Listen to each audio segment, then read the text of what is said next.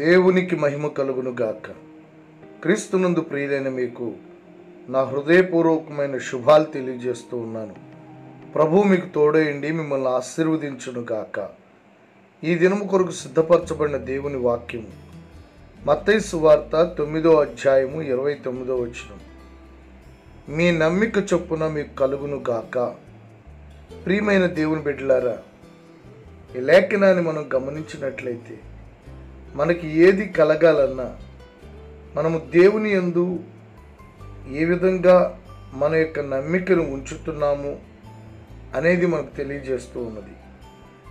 మనము దేవుని నమ్మితే నిశ్చయంగా దేవుని వలన కలిగే ప్రతి దీవెన మనం పొందుకుంటాం. విశ్వాసులకు తండ్రి మన పితరుడైన అబ్రహామును మనం గమనిస్తే, అబ్రహాము దేవుణ్ణి నమ్మెను, అది అతనికి నీతిగా ఎంచబడినని రాయబడింది. ప్రియ సహోదరుడా, సహోదరి, దేవుని ఎంతగా నమ్మాలి? ఎంతైనా నమ్మాలి. ఏ విషయంలోనే నమ్మొచ్చు. ఎందుకంటే ఆయన నమ్మదగిన సహాయకుడు, ఆపత్కాలములో ఆదుకునే దేవుడు, అసాధ్యమైన వాటిని సాధ్యం చేయగలిగిన వాడు.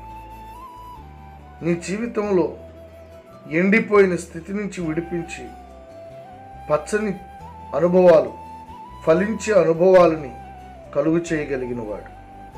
నిన్న నేడు నిరంతరము ఏకరీతిగా ఉన్నవాడు.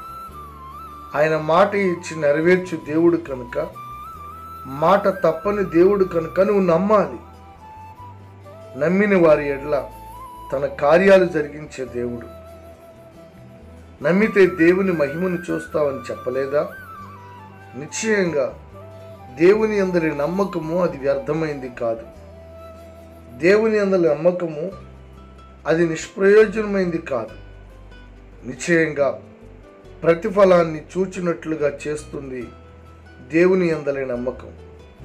మనుషులను నమ్మి, డబ్బును నమ్మి, లోకాన్ని నమ్మి, శరీరాన్ని, బలాన్ని నమ్మి మోసపోతున్న నీ జీవితంలో ఇకనైనా దేవుని యందు నమ్మిక ఉంచడానికి ఒక బలమైన విశ్వాసాన్ని కలిగి ఉండు.